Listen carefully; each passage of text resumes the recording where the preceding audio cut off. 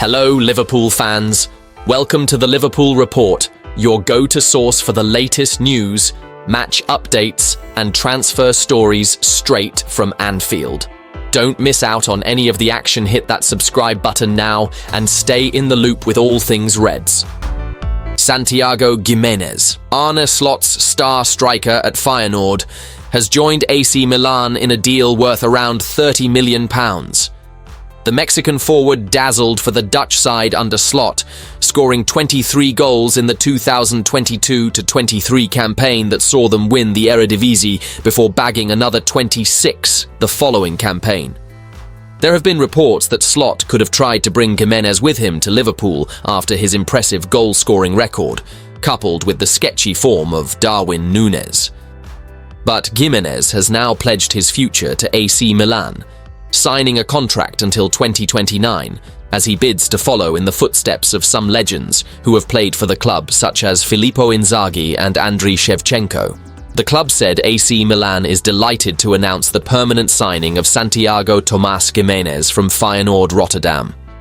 The Mexican striker has signed a contract that lasts until 30 June 2029.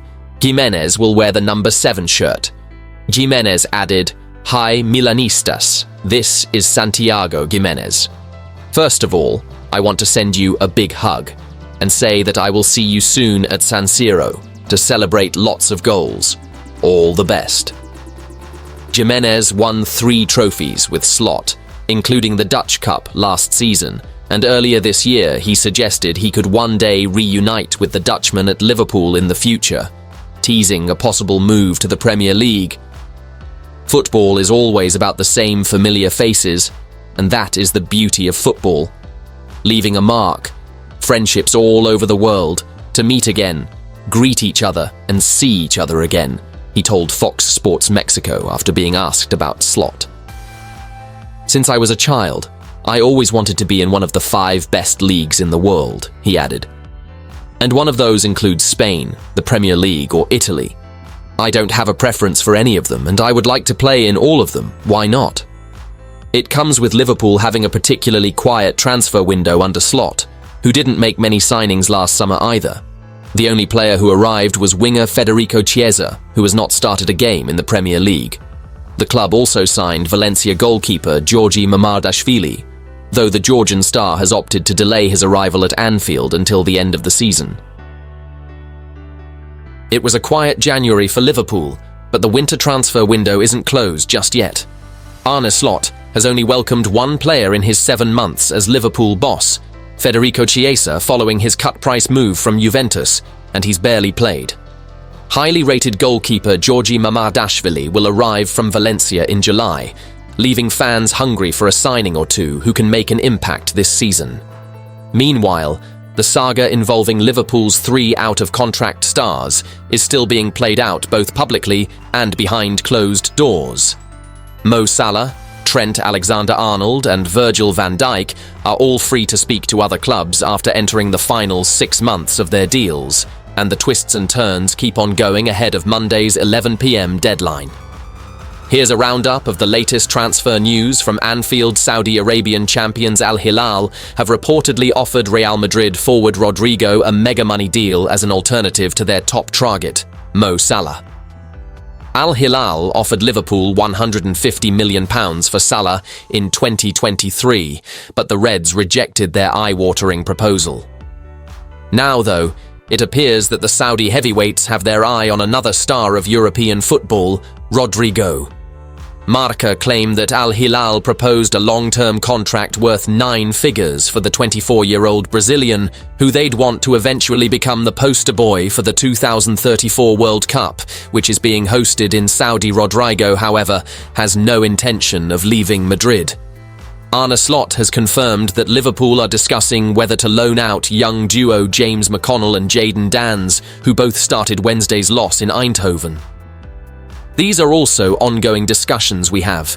You know how it is in football. Yesterday can be different than today or tomorrow, Slot replied cryptically when asked about their futures. I can give you a certain answer, and of course we're not hoping this is going to happen, but if I leave the training pitch and there are 3 injuries along the training session, then it's going to be a different answer. It's a process we are discussing a lot about. These decisions will be made and will be pushed towards the end of the window, which is almost there. Newcastle have seen their approach for Bryan Mbeumo rejected by Brentford, but they'll come back in the summer armed with a £60 million bid. Mbeumo, 25, has been touted as a potential replacement for Salah, having scored 14 goals and registered 3 assists in the Premier League this season. But Newcastle are big fans of the Frenchman, and Mirror Football understands that they made contact with Brentford earlier this month, only to be rebuffed.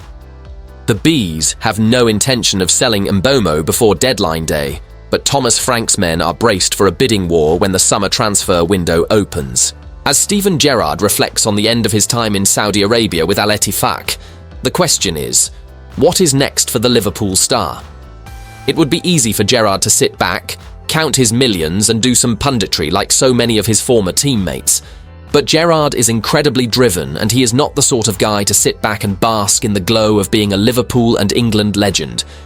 He is 44, and he will want to get back out there and prove he can still be a success as a manager following his checkered career to date.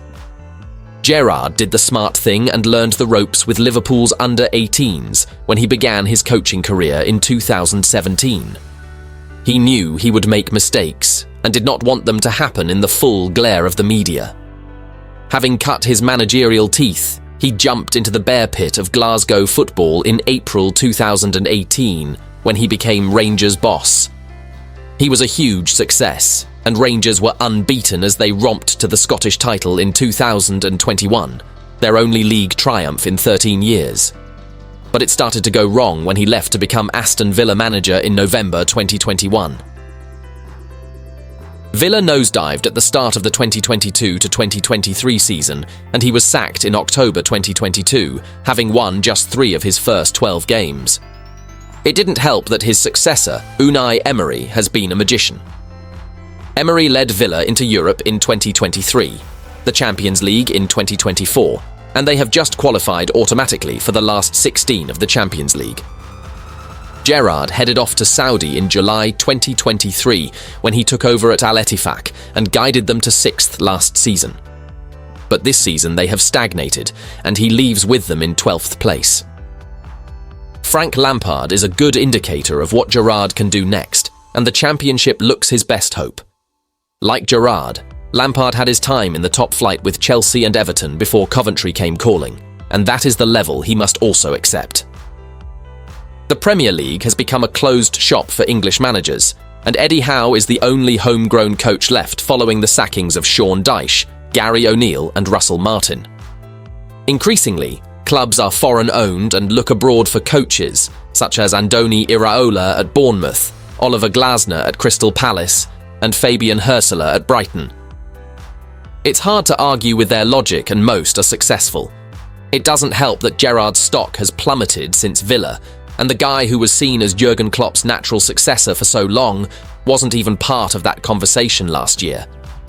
Instead, Liverpool went for Arneslot, and the Dutchman has been a revelation at Anfield. While debates continue over which is the best league, there is no doubt that the Premier League is where all the world's top bosses want to work. This all makes it virtually impossible for Gerrard to land a Premier League job now, and his best hope is to win promotion with a Championship side. That can be fraught, as Wayne Rooney's experience at Plymouth shows, and Gerrard would need a Leeds or Sheffield United, but neither is in a rush to change manager. Gerrard will need to pick his next club carefully if he is to succeed. Monaco are closing in on the signing of Jordan Henderson, which could see him come up against Liverpool in the Champions League alongside a former Reds teammate. The former Reds captain left the club for Saudi Arabia less than 2 years ago, but is now looking for another move. His switch to the Middle East failed to work out, and he cut that short before returning to Europe with Ajax last January.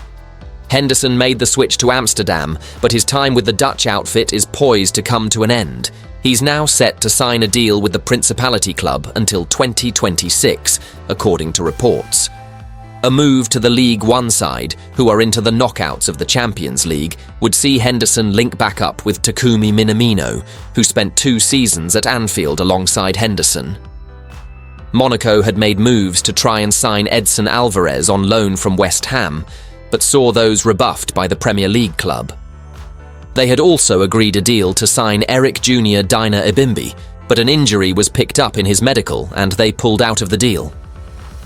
Henderson has currently helped Ajax sit second in the Eredivisie, 4 points off PSV, whilst they're in the hunt to qualify in the Europa League. Now he's poised to move to the south of France, with Monaco sat third in Ligue 1. Despite losing to Inter Milan this week, they're into the playoff phase of the Champions League and will face either PSG, Brest or Benfica, and the winners will be rewarded with a last 16 clashes against Liverpool or Barcelona.